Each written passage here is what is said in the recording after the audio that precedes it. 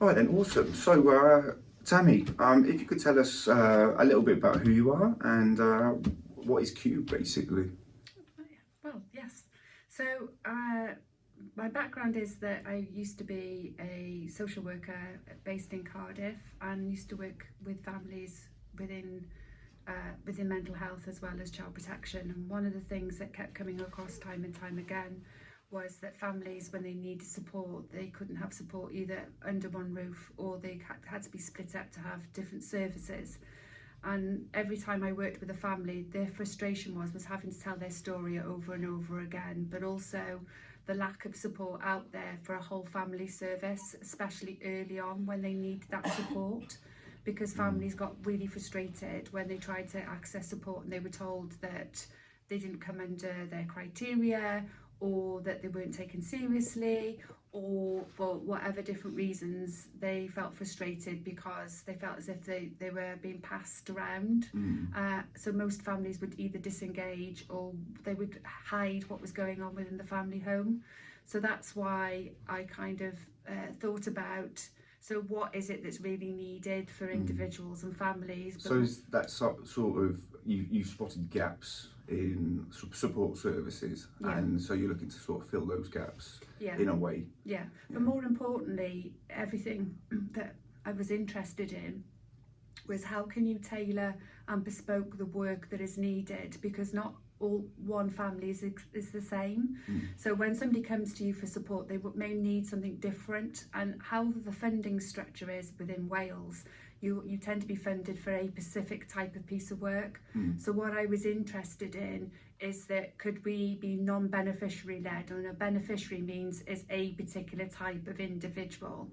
So say for instance a local authority will say you need to be working with 200 families who are impacted around mental health or domestic abuse, or a particular issue that they needed to tackle, or crime.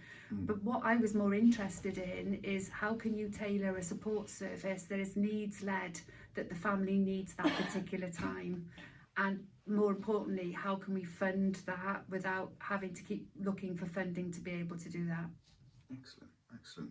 Lisa, anything you want to put on there? Yeah, so one of the reasons that I got involved with Cube is kind of the same but a little bit different, to be honest. So I've got a lot of lived experience, so to speak. So throughout my life, I've had certain challenges, like most of us we have. And when I found out about what was going on with Cube and Tammy trying to set it up, the reason I put myself forward to get involved with this is because, apart from the fact that Tammy had been one of my support workers in the past, helping me through a difficult time,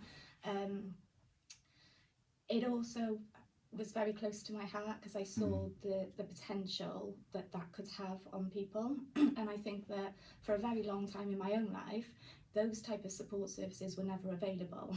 Does that make sense? Yeah. So when I saw the idea that Tammy had, I just jumped on board, wanted to be involved as much as I possibly could, because I knew that it would be what we need, the gap that's missing, so to speak. No, good, good, excellent.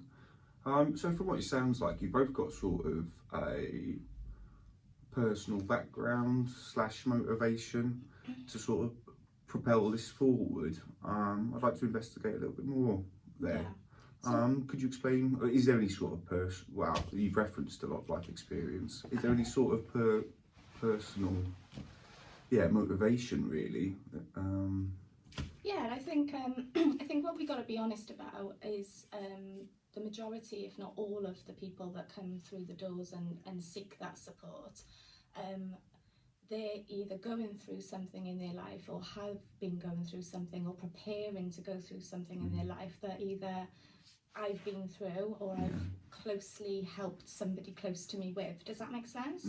So even though it's not about me having a terrible life and this is why I'm doing it, I think it's more around the fact that we learn from things in life. And I think that when you have somebody who, obviously we share information as and when needed, that's where it comes in with the type of style that we work with and how we engage and the non-judgmental approach. But I think that what is really important is that when you work with families who are going through these challenges, they feel more open to engage with you and trust you if they know that you're not just reading from a textbook. You're not just sat there ticking a box and going, right, we'll do this, this and this and everything's sorted. No, the type of work that we do here is setting people up and giving them that foundation to make a positive change going forward. So yeah. Excellent, excellent. Okay. I think what I'd like to add is that every single person's unique, and quite often services are set up for a particular problem or to work a particular way, and it works for them. But what we noticed and what we've noticed over the last 6 years is that every single person within that family structure or anybody seeking help is that it's their particular journey. And what we found helps and works for us is that we're not trying to put a plaster on that particular problem. What we're trying to support that individual is to resolve their own problems. So we give them tools and techniques to be able to look within, to become more self-aware, to make more resourceful decisions and choices. And more importantly, we're trying to equip individuals and families that they can do this without us. I would love in my lifetime that Cube becomes something completely different, because how wonderful would it be is that our services is no longer needed. And what I think is really important for the people of Barry in the Vale is around taking hold of their own accountability and their own support, but actually saying, I'm now ready for support, because believe it or not, 95% of people who come to access support are self-referrals, and 85% of those people who actually come in for all the kind of support that we offer have either not accessed services before or have been let down by other services. And what I mean by that is, and there's no disrespect to any other services, because it may be that they were not ready. It may be maybe that they weren't tailored enough to their needs? Because obviously within a family you've got, a father, a mother, children, grandparents, sometimes people who fulfil all these different roles. There's a suite of services that other agencies or processes that they have to go through. So a person has to do this particular piece of work which is tailored to their service. And I think what we look at when people come to us is what is meaningful for them. Now, what makes us more unique than any other services is that we try and work with individuals as early as we can, because you asked me just now, is that what makes us different to any other services? And I would imagine if you are sent to an individual place to access support, you personally have come with your own different perspectives about what that support is going to be. You have your own judgments, but more importantly, can you imagine if you're struggling yourself and you are going through a particular problem and you know that you have to tell that individual what that is, the embarrassment or shame that person could be struggling with. Now, some agencies understand it, but if you're going through a statutory agency that knows that if you have to tell somebody that particular thing that you're going through, that could actually make significant changes not only in your life, it could be criminality, it could be drug taking, it could be alcohol, it could be something around your parenting, is that would you share that with somebody that if you knew that it was going to cause a particular problem? And I'm not suggesting we follow boundaries, we follow all child protection rules, we always make sure that the practice that we do is safe, we are evaluated, we're accredited, and we deliver things that work. But what we actually do is we try to remove the stigma from anybody coming to Cube to access support, and I think that's really important. It's not seen as that place down the road that's going to fix you because you've got a particular problem. What Cube is interested in saying, okay, we all struggle from time to time, how can we help? What can we do to help you? In this moment in time, you're going through this, this and this and this.